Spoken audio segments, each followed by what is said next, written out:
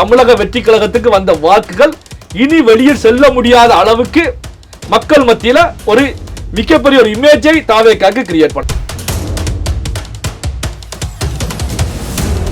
நீங்க ரெண்டு பேரும் இன்டைரக்டா வெளி நகர்த்திய அரசியல் சதுரங்க ஆட்டங்களை பொறுத்த வரைக்கும் தமிழகம் எல்லாமே பார்த்துக்கிட்டு இருந்தது. காரணம் என்ன அப்படின்னா சோசியல் மீடியாக்கள்லாம். அப்படியான சம்பவம் எதுவுமே நடக்கல அப்படிங்கிற கருத்துக்களை முன் வச்சாங்க. இப்போ திமுக கூட்டணியில இருந்து பயணித்த அண்ணன் திருமாவளவன் அவர்களே ஒரு தனியார் தொலைக்காட்சி பேட்டியில போட்டு உடைச்சிட்டாங்க. 35% வாக்குகளை பெற்றக்கூடிய தமிழக வெற்றி கழகத்தை பொறுத்த வரைக்கும் அதுல எதிர்வரக்கூடிய காலங்கள்ல சேதாரம் ஏற்படாத அளவுக்கு வள்ளிச்சேர்க்கக்கூடிய வகையில் தான் அண்ணன் திருமாவளவனுடைய பேச்சுக்களை நான் பார்க்கிறேன். இப்போ திருமாவளவன் அவர்களும் அதற்கு ஓகே, இந்த நியூஸ் உண்மையான நியூஸ் தான், இது ஃபேக் நியூஸ் கிடையாது, உண்மையான நியூஸ் தான் அப்படிங்கறத துண்டு போட்டு தாண்டாத முறையாக திருமாவளவன் அவர்களும் ஓப்பனாக அடிச்சிட்டாங்க. கேட்கும் போதுதான் பிடிஆருக்கு தோண்டி இருக்கும் இந்த அரசியல் அப்படிங்கிற விஷயத்தை பொறுத்த வரைக்கும் திமுகவுக்கு எதிர்காலம் ஒரு கேள்விக்குறியான எதிர்காலம் தான் அப்படிங்கிற ஒரு விஷயம். தேர்தல் முடிவுகள் வந்ததுல இருந்து 4ஆம் தேதியில இருந்து இந்த விஷயங்கள் அவருடைய மைண்ட்ல பெரிய அளவில் ஓடி இருக்கு.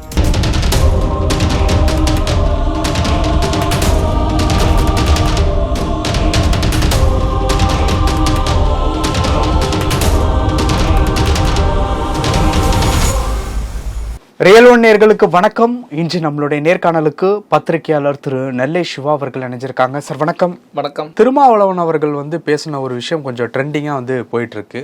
நிறைய பேர் அனுமானமா பேசிட்டு இருக்க விஷயம் அவரே உறுதிப்படுத்திருக்காரு. அப்படிங்கிறப்போ அதை எப்படி பாக்குறது? அதாவது பாத்தீங்கன்னா தமிழக மக்களை பொறுத்த வரைக்கும், தமிழகத்தை பொறுத்த வரைக்கும் திமுகவுக்கு எதிராக உருவான ஒரு கட்சி தான் அதிமுக. எம்ஜிஆர் அவர்களால் உருவாக்கப்பட்டதில் இருந்தே திமுகவை வீழ்த்துவது தான் எங்களுடைய பிரதான கொள்கை அப்படின்னு பயணிக்கக்கூடியதான் அதிமுக.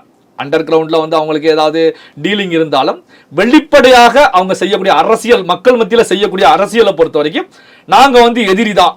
இந்த அடிப்படையில் தான் கடந்த காலத்தில் பழி வாங்குவதற்காக ஜெயலலிதா அவர்கள் கலைஞர் கருணாநிதி அவர்களை கைது செய்து சிறையில் வைத்த நிகழ்வு கூட நமக்கு தெரியும். மிகப்பெரிய ஒரு அரசியல்வாதியை கைது பண்ணிட்டீங்களே அப்படிங்கிற நிகழ்வுல தமிழ்நாட்டு மக்களை அதிமுகவினரே கேட்கக்கூடிய அளவுல தான் அந்த சம்பவங்கள் இருந்தது. அந்த அளவுக்கு அரசியல் செய்தது அதிமுகவும் திமுகவும். ஆனா இந்த தேர்தலில் தேர்தல் முடிவுகள் வந்த பிறகு தாவேக்காவுக்கு மெஜாரிட்டி கிடைக்கல அப்படிங்கும் போதுதான் நீங்க ரெண்டு பேரும் இன்டைரக்டா வெளி நகர்த்திய அரசியல் சதுரங்க ஆட்டங்களை பொறுத்த வரைக்கும் தமிழகம் எல்லாமே பார்த்துக்கிட்டு இருந்தது. காரணம் என்ன அப்படின்னா சோசியல் மீடியாக்கள்லாம். அப்ப பாத்தீங்கன்னா இப்படி இருந்த நிலையிலையும் அதன் பிறகு தாவேக்கா அரியணையில ஏறிய பிறகு அதிமுக எடப்பாடி பழனிசாமி வெளிப்படையாகவே தெரிவிச்சாங்க, திமுக எங்களோட எதிரி, நாங்க அந்த மாதிரி விஷயங்கள் எதுவுமே பண்ணல அப்படின்னாங்க. RS பாரதி போன்றவர்களும் அதே போன்ற கருத்துக்களை தான் திமுக சைடுல இருந்து முன் வச்சாங்க. நாங்க அப்படி அதிமுக சைடு பண்ண முடியும், திமுகக்கு எதிரி அதிமுக அப்படிங்கிற துண்டு போட்டு தாண்டாத குறையான கருத்துக்களை முன் வச்சாங்க. ஆனா இப்போ பாத்தீங்க அப்படின்னா CV சண்முகம் அவர்கள் வெளியில அதிமுக உடைச்சிட்டு வெளியே பேசும்போது நான் வெளியே வந்ததுக்கு காரணமே திமுக அதிமுக மத்தியில ஒரு பேச்சு நடந்தது. எடப்பாடி பழனிசாமி அவர்கள் நான் முதலமைச்சராக ஆகுவேன் அப்படின்னு துண்டு போட்டு தாண்டினாங்க. இதுக்கு திமுக சப்போர்ட் பண்ணுகிறது அப்படிங்கிற கருத்துக்களை முன் வச்சாங்க. இந்த விஷயம் தான் எனக்கு விரக்தியை உருவாக்கியது அப்படின்னு சொல்லி CV சண்முகம், SP வேலுமணி போன்றவர்கள் தெரிவிச்சாங்க. தெரிவிக்கும் போது கூட எடப்பாடி பழனிசாமி அவர்களை பொறுத்த வரைக்கும் பதவி மோகத்தில் இது போன்ற கருத்துக்களை முன் வைக்கிறாங்க. அப்படியான சம்பவம் எதுவுமே நடக்கல அப்படிங்கிற கருத்துக்களை முன் வச்சாங்க. இப்போ திமுக கூட்டணியில இருந்து பயணித்த அண்ணன் திருமாவளவன் அவர்களே ஒரு தனியார் தொலைக்காட்சி பேட்டியில போட்டு உடைச்சிட்டாங்க. என்ன அப்படின்னா ரெண்டு கட்சிகளுமே பேசினாங்க. எடப்பாடி பழனிசாமியை முதலமைச்சர் ஆக்குவதற்கான வேலைகள் நடைபெற்றது. ஆனா அதுல சில எதிர்ப்புகள் உருவானதுனால அது ஒரு சுணக்கமான நிகழ்வுல பின்னடைவை சந்திக்கும் போதுதான் சரி ரெண்டு பேரும் வேண்டாம், பொதுவான ஒரு நபரை நாம ஆட்சியில உட்கார வைக்கலாம், தமிழக வெற்றி கழகத்தை அரியணை ஏற விடக்கூடாது, நம்ம தடுத்து நிறுத்தலாம், பொதுவான ஒருவரை உட்கார வைக்கலாம். அப்போ அதற்கு சரியான சாய்ஸாக திருமாவளவன் அவர்களை உட்கார வைக்கலாம். அவர் ஒரு தலித் சமுதாயத்தை சார்ந்தவர் அப்படிங்கிறதுனால அவரை உட்கார வச்சு நாம வெளியில இருந்து ரெண்டு பேரும் ஆதரவு தெரிவிக்கலாம் அப்படின்னு சொல்லி பேசப்பட்டது அப்படிங்கிறத தொலைக்காட்சி நிகழ்வுல திருமாவளவன் அவர்கள் போட்டு உடைச்சிருக்காங்க. இப்போ திமுக அதிமுக நீங்க ரெண்டு பேரும் என்ன சொல்ல போறீங்க அப்படி ஒரு கேள்வி இருந்துட்டு இருக்கு. சார், இப்போ திமுக கூட்டணியில திருமாவளவன் இனிமே தொடர்றதே இந்த கருத்து சொன்னதுக்கு அப்புறம் கொஞ்சம் கஷ்டம் அப்படிங்கிற மாதிரி தெரியும். கண்டிப்பா இன்னும் தொடர முடியாது. திருமாவளவன் அவர்களை பொறுத்த வரைக்கும் முழுமையாக திமுக விட்டு பெட்டி படுக்கையெல்லாம் எடுத்துக்கிட்டு இங்க தாவேக்கா பக்கம் வந்துட்டாங்க. இனி இங்கதான் செட்டில்ட், இனி அந்த பக்கம் போக முடியாது, போறதுக்கான வாய்ப்புகளும் கிடையாது. அதுவும் இந்த தொலைக்காட்சி இன்டர்வியூக்கு பிறகு வாய்ப்புகளே கிடையாது. ஏன்னா நடந்த சம்பவத்தை போட்டு உடைச்சிட்டாரு. என்னன்னா அண்ணன் திருமாவளவன் அவர்களை பொறுத்த வரைக்கும் பாத்தீங்கன்னா ஒரு விஷயத்தை ஆழ்ந்து யோசிக்க கூடியவர், அதுல மாற்று கருத்து கிடையாது. ஆனா அந்த நேரம் வரும்போது வெளிப்படையாகவே போட்டு உடைக்கக்கூடியவர். கடந்த காலங்களையும் பல பேட்டிகளை நம்ம பார்த்திருக்கோம். கேள்விகள் கேட்கும் போது ஒளிவு மறைவின்றி நடந்த சம்பவத்தை ஓப்பனா சொல்லிடுவாங்க. கூட்டணி தர்மத்துக்காக கூட்டணியில பயணிக்கும் போது அந்த கருத்துக்களை வெளியே சொல்லலைன்னாலும் கூட்டணியை விட்டு வெளியே வந்தோம்னா மனச்சாட்சிக்கு உட்பட்டு அப்படியே நடந்த சம்பவத்தை இதுதான் நடந்துச்சு அப்படின்னு சொல்லிடுவாங்க. அதே போலதான் திமுக விட்டு வெளியே வந்தாச்சு.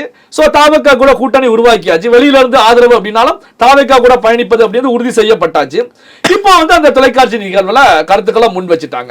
அப்போ பாத்தீங்கன்னா இப்ப திமுகவும் அதிமுகவும் சேர்ந்து விஜய்க்கு எதிராக சதி திட்டம் தீட்டினாங்க அப்படிங்கிறது தமிழகம் முழுவதும் 8.5 கோடி மக்கள் மத்தியிலையும் சென்று அடைகிறது. சுமார் 5.25 கோடி வாக்காளர்கள் மட்டத்திலையும் சென்று அடைகிறது. அப்படிங்கும் போது உண்மையான ஒரு காலங்காலமாக ஓட்டு போட்ட ஒரு அதிமுக காரன் திமுக காரன் அவருடைய மனநிலை இப்ப எப்படி இருக்கும்? ஏற்கனவே பாத்தீங்க அப்படின்னா அதே பேட்டிலாம் திருமாவளவன் சொல்றாங்க, திமுகவுடைய எதிர்ப்பு வாக்குகளும் விஜய் அவர்களுக்கு சென்றிருக்கிறது, அதிமுக எதிர்ப்பு வாக்குகளும் தாவேகாவுக்கு சென்றிருக்கிறது, பாஜக எதிர்ப்பு, விசிக எதிர்ப்பு, தாவேகா எதிர்ப்பு, எல்லா எதிர்ப்பு வாக்குகளும் தாவேகாவுக்கு சென்றிருக்கிறது, நாம் தமிழருக்கு சென்ற வாக்குகளும் தாவேகா பக்கம் வந்திருக்கிறது. பரவலாக எல்லா திசைகளிலிருந்தும் ஓட்டுகள் பிரிந்து விஜய் அவர்களுக்கு வந்திருக்கிறது. இதனால்தான் மிகப்பெரிய ஒரு வெற்றியை தமிழக வெற்றி கழகம் ஈட்டி இருக்கிறது அப்படிங்கிறதையும் பதிவு பண்ணியிருக்காங்க. இது நம்ம கடந்த காலத்திலேயே நம்ம வீடியோக்கள்ல தேர்தலுக்கு முந்தைய நிலையில நம்ம பேசியிருந்தோம். அதாவது பாத்தீங்கன்னா விஜய்க்கு பிரியக்கூடிய ஓட்டுகள் எல்லா திசையிலிருந்தும் பிரியும். பாரம்பரியமிக்க திமுக அதிமுக ஓட்டுகள்லையும் பெரிய சேதாரம் ஏற்படும். அதிமுக அப்படிங்கிறது காணாமல் போவதற்கான ஒரு வாய்ப்புகள் ஒரு 40 தொகுதிகளுக்குள்ளார சுருங்கிவிடும். திமுக ஒரு 70 தொகுதிகள் வரைக்கும் தான் வெற்றி பெறுவதற்கான வாய்ப்புகள் இருக்கிறது. திமுக ஓட்டு வங்கி பெரிய சேதாரத்தை சந்திக்கும் அப்படிங்கிறத நாம பேசியிருந்தோம். அதைத்தான் அண்ணன் அவர்களும் இப்போ தெரிவிச்சிருக்காங்க. எல்லா திசைகளிலிருந்தும் ஓட்டு திரும்பி இருக்கிறது, திமுக குடும்பங்கள் இருந்தும் ஓட்டு திரும்பி இருக்கிறது. அப்போ பாத்தீங்கன்னா எல்லா குடும்பங்களிலிருந்தும் ஓட்டு இந்த பக்கம் வந்துருச்சு. சோ அதே நேரத்தில் இவங்க ரெண்டு கட்சிகளுமே சேர்ந்து ஒரு கூட்டணி உருவாக்கி ஆட்சி அமைப்பதற்கான முயற்சியில் ஈடுபட்டாங்க அப்படின்னா இது இந்த திருமாவளவன் அவர்களுடைய பேச்சுக்கள் யாருக்கு எந்த கட்சிக்கு வலு சேர்ப்பதாக இருக்கும், யாருக்கு பாதிப்பு ஏற்படுத்துவதாக இருக்கும்? தமிழக வெற்றி கழகத்துக்கு வந்த வாக்குகள் இனி வெளியில் செல்ல முடியாத அளவுக்கு மக்கள் மத்தியில ஒரு மிகப்பெரிய ஒரு இமேஜை தாவேகாக்கு கிரியேட் பண்ணும். காரணம் என்ன அப்படின்னா இந்த தேர்தலில் பாத்தீங்கன்னா வாக்காளனை பொறுத்த வரைக்கும் சோ அவனுடைய வாக்கு போடுறதுக்கு முந்தைய நிலையில தேர்தல் களத்துல அவனுடைய மனநிலை ஒரு விதமாக இருக்கும். ஆனா அந்த வாக்கு அப்படின்னு சொல்லி அந்த மெஷின்ல போட போகும்போது அவனுடைய மனநிலை வேறு விதமாக மாறுவதற்கான வாய்ப்புகள் இருக்கும். அதாவது பாத்தீங்கன்னா ஒரு மாற்றத்தை எதிர்பார்த்தவங்க கூட ஆனா ஓட்டுன்னு போடும்போது பாரம்பரிய ஓட்டு இப்ப திமுக காரன் வச்சுக்கோங்க, இல்ல அதிமுக காரன், இல்ல காங்கிரஸ், இல்ல பாஜக பாரம்பரியமா அந்த கட்சிக்காகவே ஓட்டு போட்டு இருந்தவங்க அதே கட்சி அதே குடும்பத்துல இருந்து வந்தவங்க அப்படின்னா சரி இந்த தேர்தலில் மாத்தி நம்ம ஓட்டு போடலாம் புதிதாக வந்தவங்களுக்கு அப்படிங்கிற மனதுல எண்ணங்கள் தோன்றினாலும் அந்த ஓட்டிங் மிஷினை போய் பார்க்கும்போது ஆட்டோமேட்டிக்கா அவனுடைய விரல் உதய சூரியனை நோக்கி தான் செல்லும். ஆட்டோமேட்டிக்கா அந்த ரெட்டை இலையை நோக்கி தான் செல்லும். ஏன்னா அவனுடைய விரல் அங்குதான் காலங்காலமாக தேர்தலாக அந்த சின்னத்தை தான் குத்தி இருக்கு. ஆனா இப்படி ஓட்டு போட்டவங்களை பொறுத்த வரைக்கும் இப்போ அவங்களுக்கு என்ன தோணும்? அப்போ நாம அதிமுக எதிர்ப்பு அப்படிங்கிற நிலையில தான் ஓட்டுக்களை போட்டோம், திமுக எதிர்ப்பு அப்படிங்கிற நிலையில ஓட்டுக்களை போட்டோம்.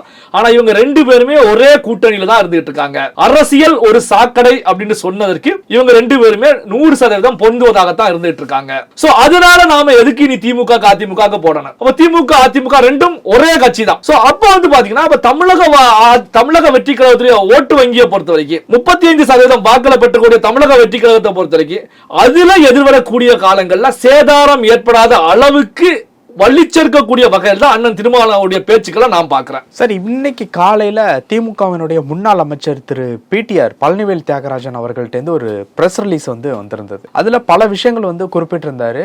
என்னால நினைச்சது எதையுமே செய்ய முடியல, இந்த தோல்வி ஒரு கவனத்திற்கு உண்டான ஒரு தோல்வி தான், சில நாட்கள் நான் என்னுடைய பொது வாழ்க்கையிலேருந்து ஓய்வு எடுக்கிறேன் அப்படிங்கிற மாதிரியான ஒரு வார்த்தைகளை குறிப்பிட்டு ஒரு அறிக்கையை ரிலீஸ் பண்ணியிருந்தார். இப்போ அதை பார்க்கும்போது இப்போ அரசியல்லேருந்து பிரேக் எடுக்கிறாரா இல்லை அந்த சில நாட்கள் அப்படிங்கிற வார்த்தையை சில நாட்கள்லேயே முடிஞ்சிருமா அப்படிங்கிற ஒரு கேள்வியும் வருது. எப்படி பார்க்கறது இந்த விஷயத்த?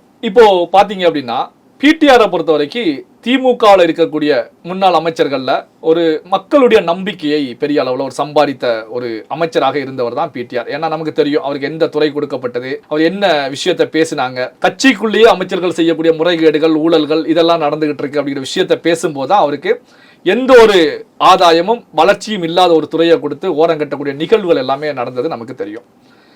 அதே நேரத்தில் பிடிஆருடைய குடும்பத்தை பொறுத்த வரைக்கும் ஒரு பாரம்பரியம் மிக்க ஒரு குடும்பம், அந்த பகுதியில் ஒரு செல்வாக்கோடு இருக்கக்கூடிய ஒரு குடும்பம். அப்படி இருந்தும் இந்த தேர்தலில் பிடிஆர் வீழ்த்தப்பட்டார். அதுவும் யாரால வீழ்த்தப்பட்டாங்க? தாவேகா தமிழக வெற்றி கழகம் அப்படிங்கிற ஒரு புதுமுக வேட்பாளரால் வீழ்த்தப்பட்டாங்க. அப்போ பிடிஆரை பொறுத்த வரைக்கும் சிந்திக்க தொடங்கி இருப்பார். ஏன்னா பல்வேறு உலக வங்கிகள்ல வெளிநாடுகள்ல வேலை பார்த்தவர் பிடிஆருக்கு வந்து திமுக சீட் கொடுத்ததே வந்து பாத்தீங்கன்னா திமுக பொருளாதாரத்தை அடுத்த கட்டத்துக்கு எடுத்து கொண்டு வருவதற்கான ஒரு சரியான நபர் வந்து பிடிஆர் தான் அப்படின்னு சொல்லி தான் கடந்த தேர்தலில் சீட் கொடுத்தாங்க. ஆனா அதுக்கான வாய்ப்பு கொடுக்கல திமுக.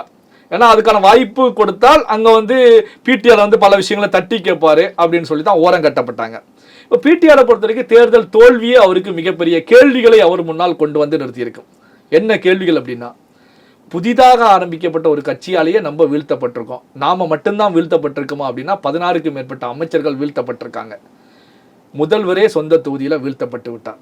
அப்போ திமுகவுடைய எதிர்காலம் எப்படி இருக்க போகுது அப்படின்னு சொல்லி கண்டிப்பாக பிடிஆர் அவர்கள் தன்னைத்தானே பல கேள்விகளை கேட்டிருப்பாங்க.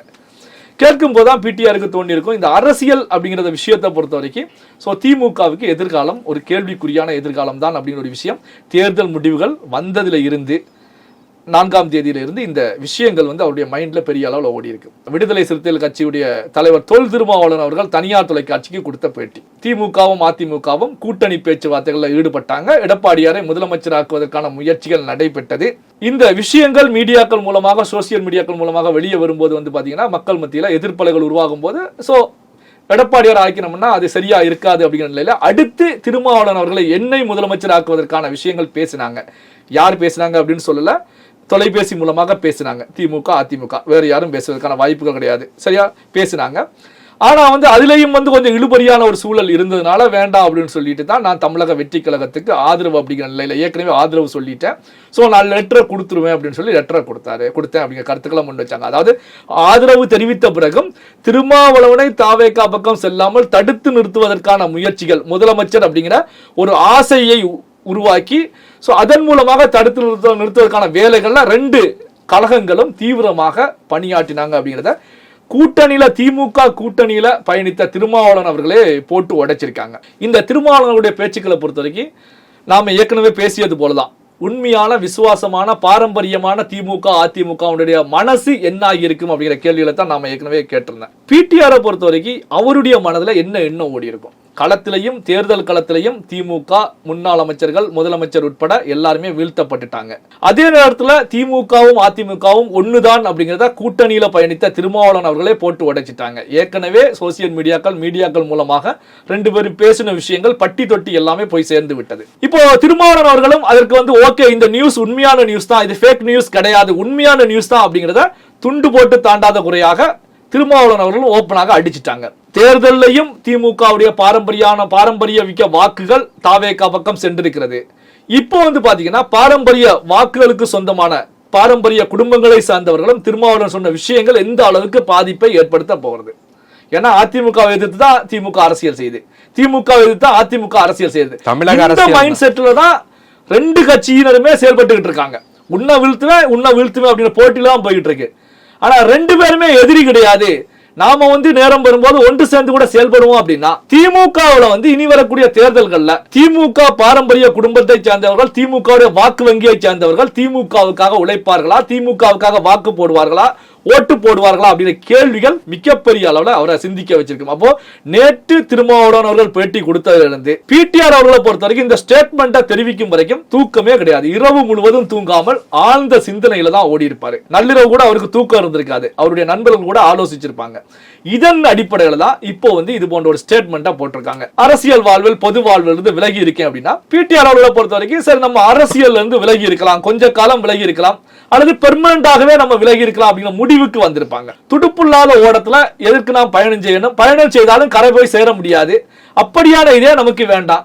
ஏன்னா நம்ம ஏற்கனவே வெளிநாட்டில் பல்வேறு நிறுவனங்கள்ல வேலை பார்த்திருக்கோம், நம்ம படைப்பை பார்த்துட்டு நம்ம அமைதியா உட்கார்ந்துடலாம் அப்படிங்கிற ஒரு முடிவுக்கு வந்திருப்பாங்க.